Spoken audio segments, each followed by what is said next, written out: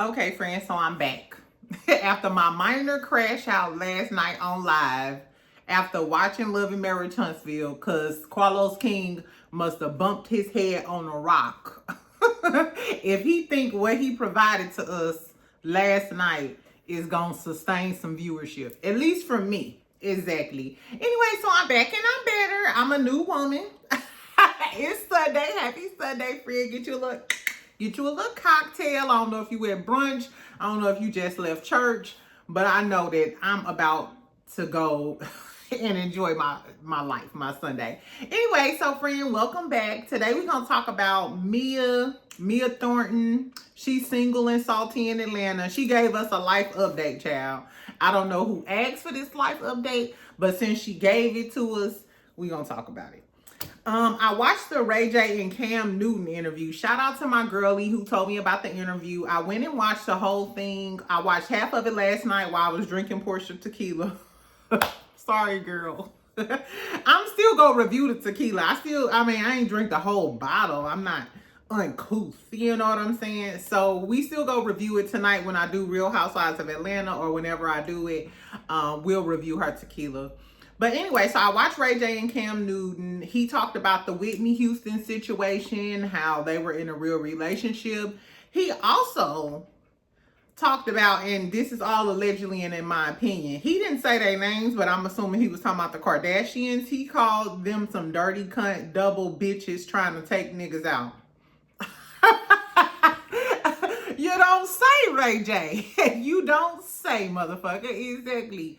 So we gonna do a brief recap of the Ray J interview. Real Housewives of Atlanta. You know that Kenya came out yesterday and was saying that she not gonna return. Death to Team Twirl. I guess life twirls on to YouTube.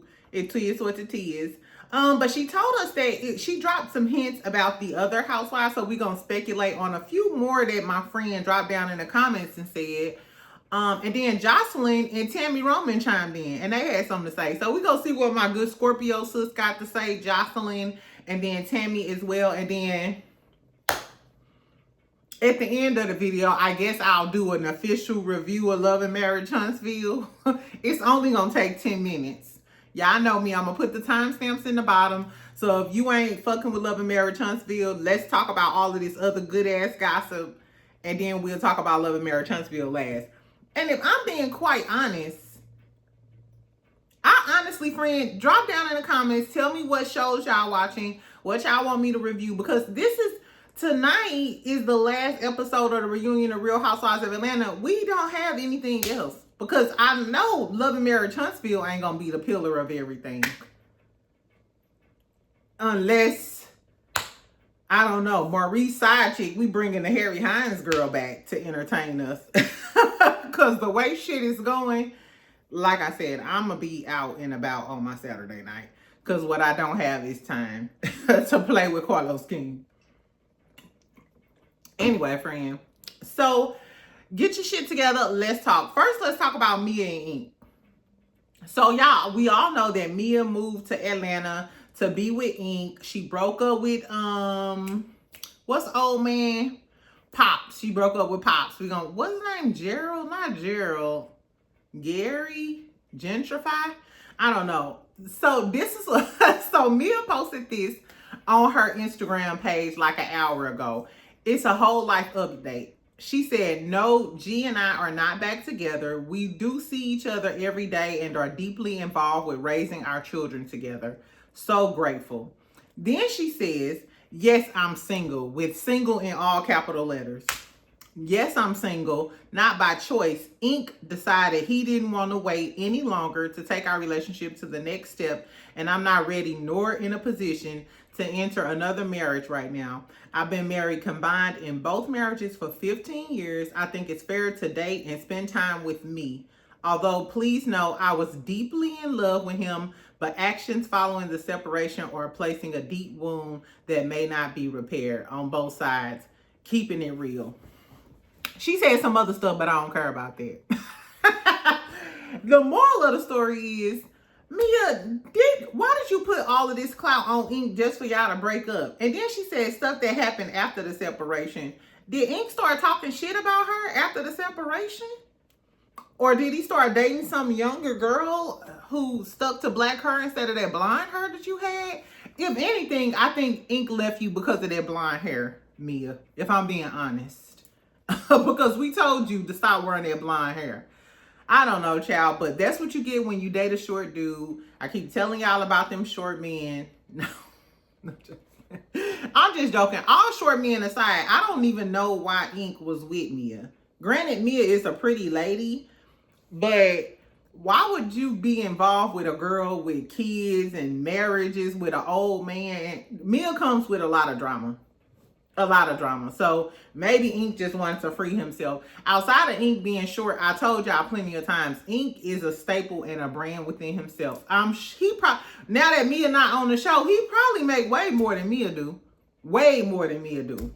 He might not be as known as Mia, but I've been knowing Incognito. I've been knowing him for a very long time. Exactly. I know his theme song by heart. So I digress. Anyway, so I'm sure Mia is probably a little salty because Kenya just came out and told us that they're adding 2 new housewives to Real Housewives of Atlanta. And she's been vocal and trying to hang out with the girls to get the spot. But that twat ain't get the spot. I'm sorry, Mia. I'm sorry. But allegedly who did get the spot is, hold on. Let me roll down because I'm going out of order. They are saying it's K.Michelle. K.Michelle is currently on tour and performing and stuff. She hasn't mentioned anything about the show. Last time I checked, we didn't know K.Michelle was married. So I don't know how that's going to work. But a lot of girlies on the show are not married, which I think everybody talking about K.Michelle will ratchet up the show. I love K.Michelle. I love my Memphis girlie. She gonna give it to you real straight cut and dry. She not gonna be scared of these girls. She got her own money. She could dress down and she could read down. And if you want to get a little feisty, she can slap your ass down as well. And I would love for her to be on there too, because you know she still feels some type of way about Rashida. And you know Rashida and Candy. I want to do she feels some type of way about Candy, because you know they all bosom buddies and in the same clique. So I don't know, friend. Somebody else they said that may be on there is Mimi Faust. Mimi Faust, whatever her name is. Mimi did an interview with Chaotic. I think it was like a week or 2 ago. I was just at work and I like Chaotic's channel. He gets all of the love and hip hop people.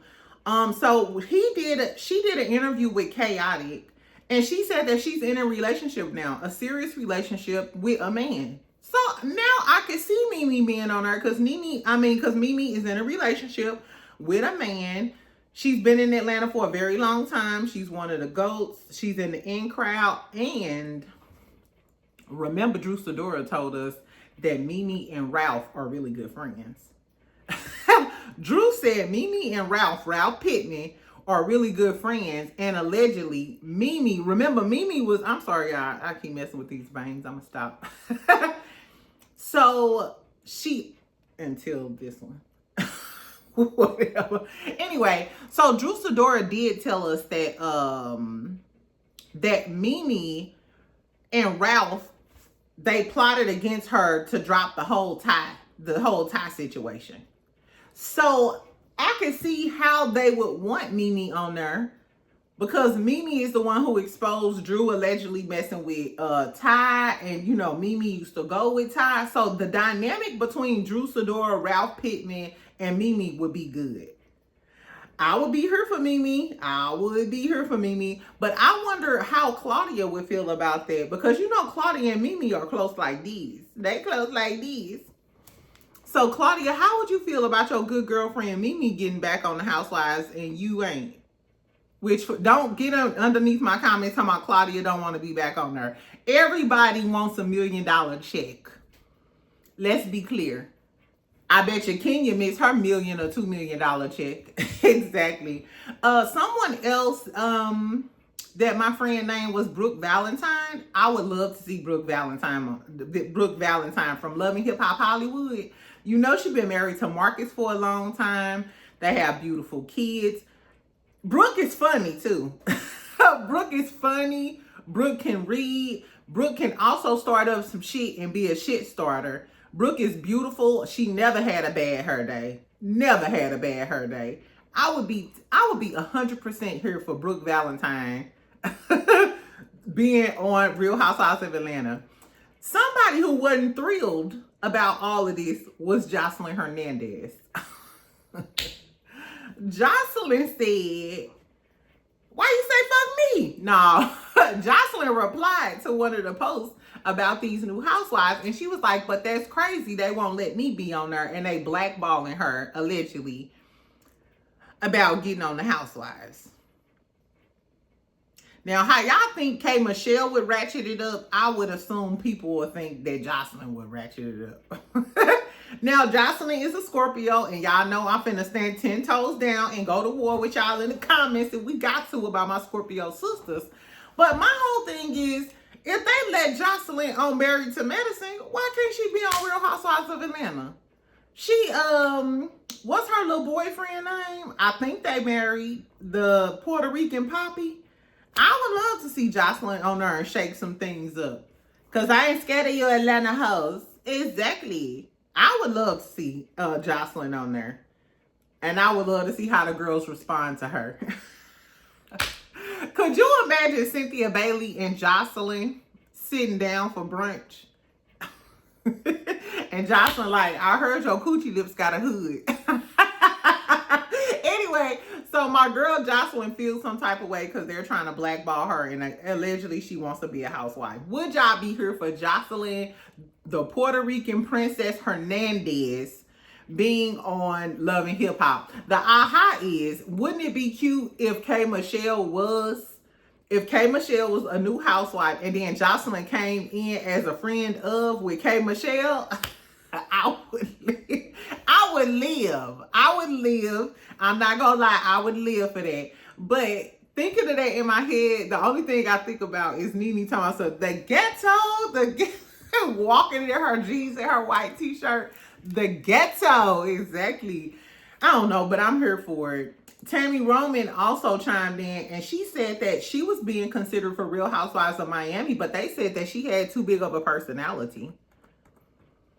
Does that mean she might pop off and we scared? Because that's kind of what I translated it into. I don't know. I would have loved to see Tami. I would have loved to see Tami on there. Because Tami has a big personality. Tami can read.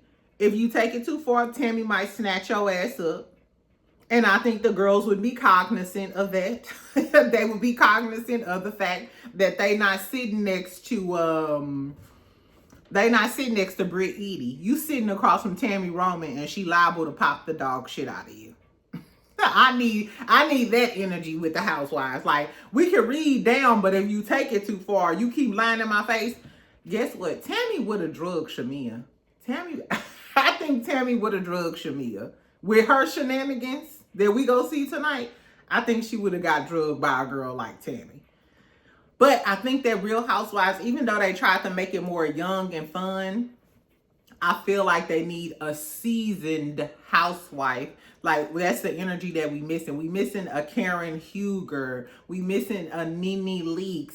We're missing the older seasoned housewives. And I hate to say this because I love me some Phaedra now. Phaedra came on, but Phaedra is assimilating with the younger girls, and she's not giving us that old seasoned housewife, classy, not ratchet vibes. You know what I'm saying? To kind of give us what we missing. I don't know. Tell me what y'all think. Would y'all like to see Brooke Valentine, Mimi, Joseline, K.Michelle? What about Lyrica? Yeah, Lyrica Anderson from Love and Hip Hop, but I don't think she go with anybody, but I know she's always in Atlanta bopping around town. Not trying to say that she's a bop. But, you know, people talk. Anyway, so let's talk about this Ray J interview real quick. So Ray J sat down with Cam Newton. Granted, Ray J is unhinged. I'm going to start with that disclaimer before I started talking. But one thing I will say, and I said this about his most recent interview he did, Ray J is, he's brilliant. He's a brilliant businessman. At the beginning, he was talking about how Diddy, Suge Knight, Elon Musk, Mark Zuckerberg, he was like, they're his idols for different reasons. Y'all gonna hate me for saying this. When I was young, I wanted to be like Diddy too. Because when I was younger, this is before everything, all we knew of Diddy was that he was a self-made millionaire. He was the first black man self-made millionaire that I knew about in my generation growing up. I knew he started out as a dancer. He made Bad Boy. He was doing a show. He was doing everything. I was like, oh my God. I had a record label. Shit, shout out to me. I had a record label because I wanted to be a manager and, you know, essentially become this self-made millionaire or whatever.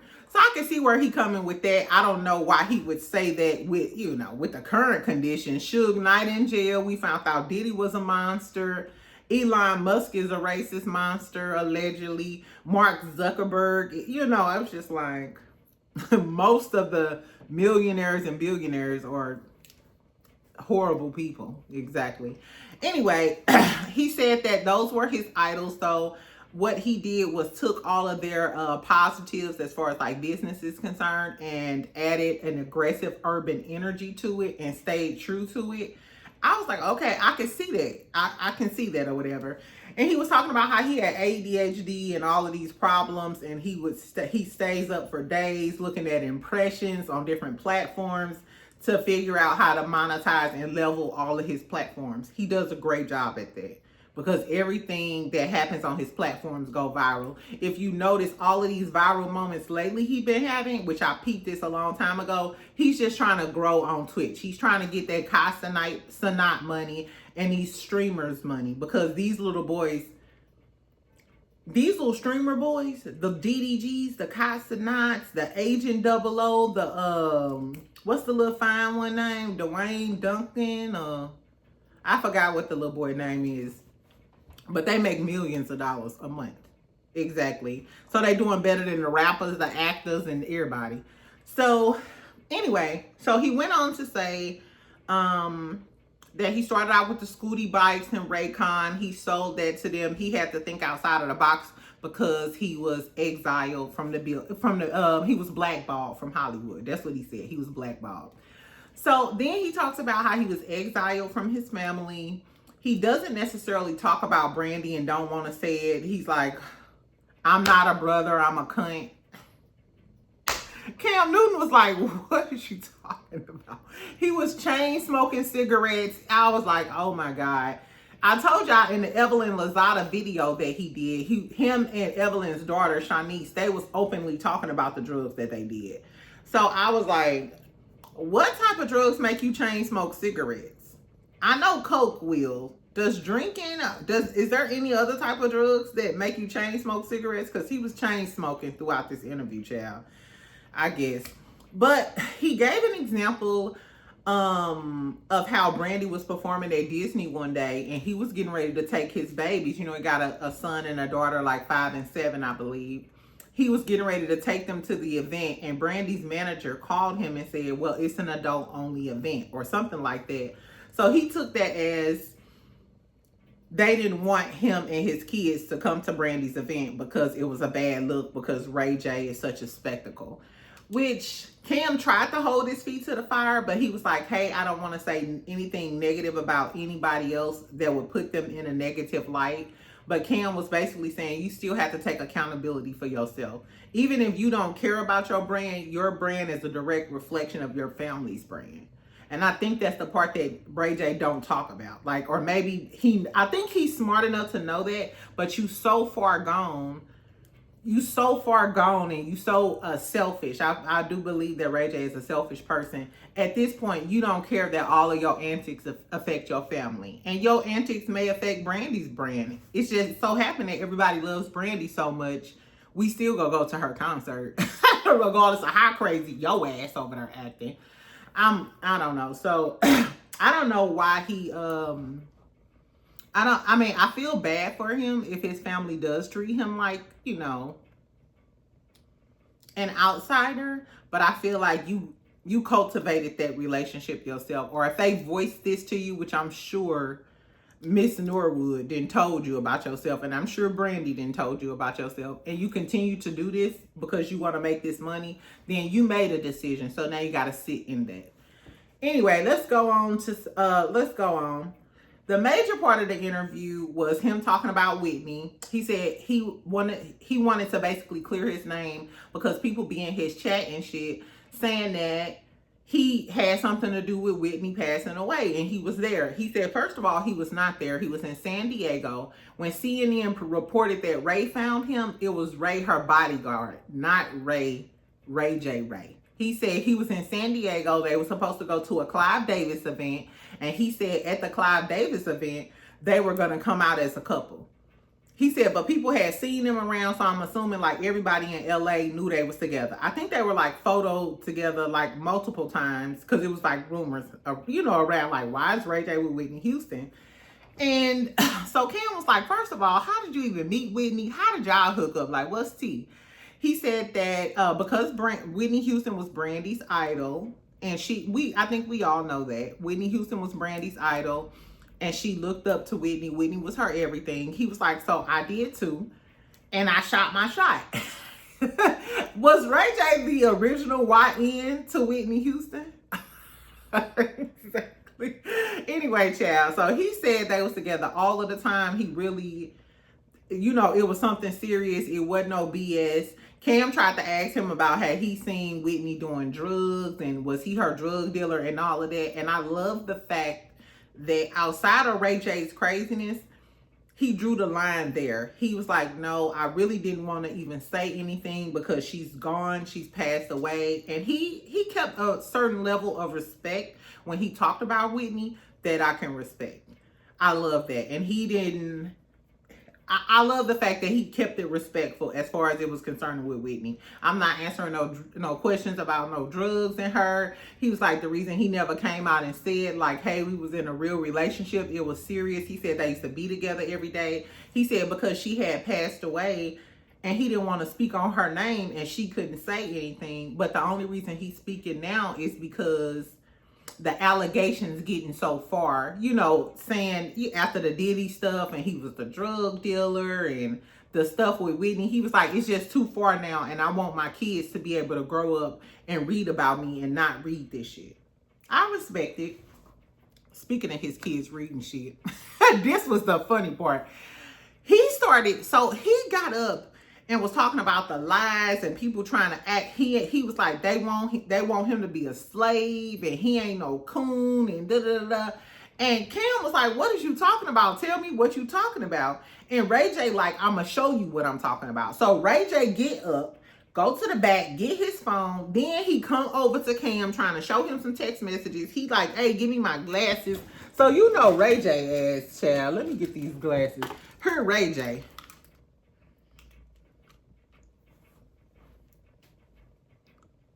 Let me show you what the fuck I'm talking about. Cam like, nigga, what the fuck? What the fuck is you talking about? Anyway, so he showed him, he was like, you see, that's the payment, that's the payment. Then all of a sudden, Cam looks at the messages.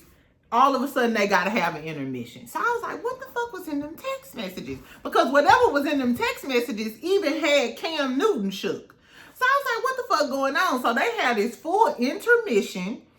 Then they come back like everything cool. They ain't really talking about it. This is what I think.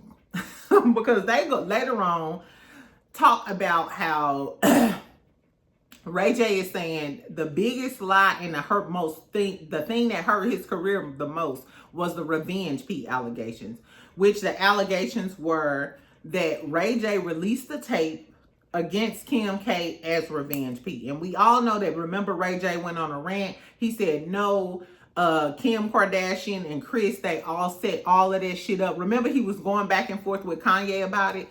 He said Kanye apologized to him after he showed him all the proof. He was saying he was getting paid millions and millions of dollars. He slipped up and said 200 million. Was it 200 million or 20 million? I think it was like 20 million. It was a whole bunch of million, but he kind of was like trying to brush it over. He was like, these people are paying me millions and millions of dollars, but I don't give a fuck. My lawyer didn't want me to say anything. He called them He was like, these dirty cunt double bitches trying to take niggas out. I said, who's some double cunt dirty bitches? Who the dirty bitches? Where my bitches? Where my bitches? Apparently, your bitches is in Calabasas, because I think he was talking about the Kardashians. Because then he followed up by saying, I would love to know where Kris Humphries and Reggie Bush are. And we all know that Kris Humphries and Reggie Bush is Kim Kardashian's ex-husbands. Exactly. So, who are the dirty cunt double bitches that's trying to take ninjas out? We all know that the Kardashian family, the women, chew black men up and spit them out, with the exception of Kris Humphries. We had to have some white chocolate in her. Girl, I don't know. So, do y'all think that the Kardashians been paying Ray off? Because notice, remember when he went on this full rant about the Kardashians and they lied in Hollywood? He said that he couldn't do Dancing with the Stars. He couldn't do a lot of publications because he was blackballed, because people thought he committed revenge P against Kim Kardashian. But we all know that she benefited from the tape way more than Ray J did. And the story is that Kris Jenner curated the whole situation, and that's how they got put on the map. Literally, that's how what's that girl name? Kim Kardashian and the family got put on the map. Anyway, I thought it was real interesting that he was calling them out. I wonder, is he gonna get sued? Because allegedly you took money to be quiet, and now you talking. But he said what was most important to him was that his daughter not come up and see that her daddy released Revenge P. So he want to clear his name because he's very concerned. He was like, I got about 2 years. His daughter is 7, I believe. He said, I have about 2 years before my daughter is going to see all of this stuff on the internet and da-da-da-da. So outside of Ray J being crazy, or what people call him crazy, and he do anything for clout, and he may be on every recreational drug known to I don't know. This all alleged in my opinion. He has said the same thing in multiple videos and multiple interviews about the fact that he wants to protect his daughter, and he wants to clear his name about that revenge piece stuff, because he don't want his daughter to grow up and think that her daddy would release Revenge P on another woman. I find that very commendable. And it lets me know that outside of his antics to run up the algorithm, which he talks about this. If you notice, outside of the crazy stuff in the interview, at the top of the interview, Ray J lets you know who he is. I run up the algorithm. They don't post all of the shit I do for charity. He mentioned it. They don't post all of the shit I do for charity, the nonprofits and everything. But when I crash out and when I say all of this crazy shit, that's when they run it up. And all that's doing is running up my impressions, putting me in the algorithm, and I'm making money. I gotta kind of respect it, y'all. Even though he's the villain, I'm gonna be the devil advocate and say I respect it because he's doing that. And even if he lose millions for whatever situation he got going on with the Kardashians, he wants to make sure that his daughter doesn't look at him in a negative light like that. I gotta respect it. I don't know. Tell me if y'all watched the interview. Tell me what y'all think. And I thought it was a good listen. I really thought it was a good listen. Okay, last but not least, child. For my girlies who don't fuck with Carlos King, and these bald-headed bitches on birth control getting boned on the back of the bus in Huntsville, i.e. Martell Hope, Marsau Scott, Maurice Scott, and let's go ahead and add Marquez in there as an honorable mention. Even though I like Marquez more than the rest of them, I'm sorry, Marquez, you still bald-headed. You still bald-headed. Exactly. Okay, so I did a quick review, whatever I could do, last night on live, but it was just mostly, in case y'all wasn't there, it was just mostly me ranting about how trash it was, about how trash and boring it was. Exactly. I could have been making my oxtail empanadas. Exactly. Y'all know what? Just a quick sidebar. I got time because it ain't shit to talk about on Love and Marriage Huntsville. I was supposed to get up and make my oxtail empanadas today, but I said I was going to hang up my backdrop. I got a new backdrop. And I was supposed to do a lot of other stuff. I told y'all I got a gaming chair. I got a lot of shit that I'm supposed to put together. Am I gonna do it? No. Am I gonna go to the spa and soak all day? Absolutely. Anyway, child, I forgot what I was even gonna say. Oh, I could have been doing that. And now I don't want to make the oxtail empanadas because I feel like if I don't make them early in the day, I don't even have a taste. I told y'all I stopped, caring about, I stopped eating the red meat like that. And I don't even have a taste for it. Like, I'm recording this at 2:13. I don't even have I just feel like the red meat gonna take me down and bog me down. You know what I'm saying, girl? I might eat a shrimp salad. Anyway, child, let's talk about Love and Marriage Huntsville real quick. Okay. Before we talk about that, Ken posted, so Ken, they doing a Two Wicked podcast, him and Fine Ass Will. He posted a video of him watching the scene with him and Trish. And he was like, this shit's so weird to me with all exclamation points. And I'm like, is you talking about, what's weird to you? Is it you and Trish? I don't know. I don't think Ken and Trish together now. I don't see them together. I don't see her at none of his little podcast events and stuff. I think they might be going through a thing, child. I don't know. If Ken and Trish going through a thing, would you give Ken a 1/4 pound of Congo coochie? Not Nigerian cat. Gone down to Congo or some Sierra Leone coochie. I don't know, child. Anyway, so let's talk about the episode. I'm just gonna touch on a few things, child, because it wasn't like a lot of shit happened. Destiny and Martell, of course, they were talking. Martell was talking about how he is moving Orion, aka Coleslaw, aka Dandruff, aka Split Ends, aka Dust. Okay.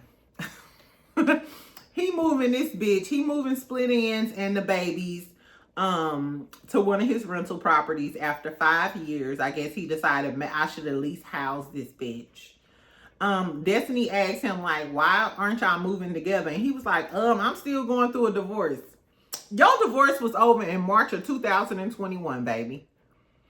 But he's still like, I'm still processing that. I'm still going through that. That just lets me know for the past few years, all of that shit you trying to take Mel to court, trying to say she messing with the security guard and all of this other shit, that's because you was still trying to process that and you still not over your divorce. You still love Melody. You probably got a whole fake account with notifications on for everything Melody do. That's what that tells me. I guess, child. Even Destiny looked shocked, like, nigga, you not over your divorce, Orion? If he is gonna marry you and propose to you, trust me, it's for a storyline. That man still loves Melody, and I think she knows it. She not as dumb as she appears to be. Hopefully she graduated from nursing school. Who knows? Fuck that bird. That was it. Destiny was talking about Lance a little bit and how she's open to dating. I guess she's just introducing us to the fact that she's finna talk to every man on the show. Once again, we talked about Twan, and I showed y'all Twan last night. Anyway, then we talked, we see Tisha's with her son. They're talking about the oldest son. Don't he look just like Marceau? The oldest son looked just like Marceau. So he going away to college in Detroit, I believe, or Michigan. And Tisha's talking about how she trying to get an apartment or a townhouse up there. He looking like, bitch, please. Anyway, so then she was like, I'll visit like every other weekend or something. He like, I would hate to have to block you. Her son whole vibe was like, girl, stop fronting, and you know I'm not trying to hear that. Anyway, so she asked him if he was gonna miss her or something like that. And he was like, I'm going to miss Marceau a lot more because he's more like a pillar to me. And I kind of understood where he was coming from. He's an 18-year-old boy. Of course, he's going to be closer to his dad because his dad is, I firmly believe when males are in their 4th quarter of life, that's when the dad needs to step in because he has to show him how to be a man. Literally, this is a time where he's showing him how to be a man. You know what I'm saying? So I don't think Tisha should have took offense to that. But this was a little cringy. When she asked him, she was like, well, what am I to you? He was like, doo, doo, doo, doo, doo, doo. Oh my God. The way that little boy took too long to act. What? I was like, oh my God. I felt embarrassed for Tisha. Like, girl, he was like, you the kind of, what did he say? You the person that keeps me in line or make me walk a straight line. I don't know. That would have hurt my feelings. Even if my nephews would have said something like that to me, that would have hurt my feelings. It was nothing with feeling or whatever. But granted, this is an 18-year-old boy on TV. You know what I'm saying? Talking to his mom. Or, I don't know, is Tisha, how we see how Tisha is annoying? Is she annoying to the kids? Notice that when Wanda came into the house that first episode, the son and the youngest daughter, I believe it was Mila, they was over there linked up on Marceau like, shit, I'm over here with my daddy. They ain't even go speak to the grandma. I don't know. I actually thought it was kind of cute. It's sad that I see Tisha is probably the person who does the most for them in the household as a stay-at-home mom. You know, making their lunch, going to school, taking them to practices, dropping. She doing all of the leg work, and she said Marceau can just be the fun parent. So of course they like hanging around them. But so I can understand how that would hurt Tisha's feelings. I totally get that. But then on the other hand, I think it's a beautiful thing because when we first met the Scotts, remember everybody was talking about how Marceau was such a bad dad. Remember he didn't even want to babysit the kids. He couldn't comb the girl's hair. He didn't know when the son graduation was or whatever. So obviously outside of what we thought about Marceau and his parenting skills, or maybe he saw that. Maybe he saw himself back and Martell throwing shots at him about being a bad daddy and corrected it. Because apparently the babies are close to him and they love their daddy. And we like to see a good daddy, even if it is Marceau, child. And I'm not a Marceau-soldier. I am not with this bald-headed Ninja Turtle act. But shout out to Marceau because obviously he has a great relationship with his kids. And it's a blessing to see a young black man on his way to college saying that his dad is a pillar in his life. And then we go on next week. We're going to hear about Jalen saying that Marceau is a father figure to him more than Maurice is. So outside of Marceau being an asshole on TV, Marceau is obviously making a difference in some of these young men's lives. Even if he is being misogynistic while he's doing it, at least he's stepping up and being a male figure. And okay, Marceau. Marceau gets some cookies, some brownie points. Is that what we call them? He get a chocolate chip cookie. Are you happy now, Gina? Exactly. Anyway, child. So then we see Marceau, Tisha, and the kids go to Scott Manor. I call it Never Never Land. I'm going to call it Never Never Land, friend. No. Y'all already know. Shout out to Mila Chan. She was like, I want to see what you thought about this. Y'all don't want to know what I think about Never Never Land. I said it on my live last night. The second that scene came on and Marceau was in that damn scissor lift with them blue jean outfit on, I should have sent that to Good Deed. I would have kicked him off of my job site so quick. I would have kicked that man off of my job site so damn quick. First of all, the fact that this man had on his two-piece blue jean outfit was a violation within itself. Ain't that a Canadian tuxedo? You're not Kendrick and it's not the Grammys. Exactly. Baby, this man was in a scissor lift, whatever the lift was. I think it was a scissor lift. I just know it was a lift. He's talking about, yeah, we poured 200 plus yards of concrete. We got the I-beams out, you know, the steel. First of all, you skimped on steel. I hope the I-beams, where's everything else? Where's the frame? Exactly. Because we seen this on live months ago. Remember, I broke it down kindergarten style in the video. I would love to see an update. So Marceau and Letitia, I know your asses watching my videos because I know how y'all do. Hold on, sidebar. Friend, this is one of my jewels, I know, because you be in the comments all the time. I forgot your name. But why somebody was on Tisha's YouTube It was the post about Tisha and the kids, and why she getting there, I was like, Tisha, no disrespect, but shouldn't you go back to school for your speech impediment? Y'all think I be being mean. I ain't said it.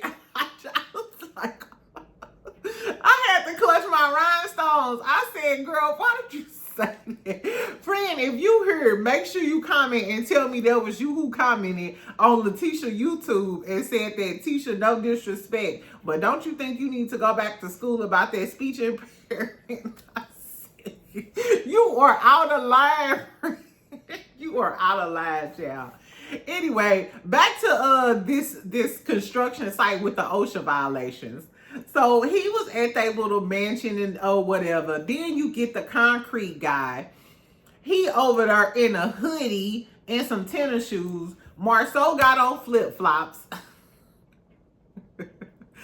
Like I said, so I've only worked in commercial. I've never worked in residential. I'm going to ask my little friend because he builds residential homes in the Dallas area.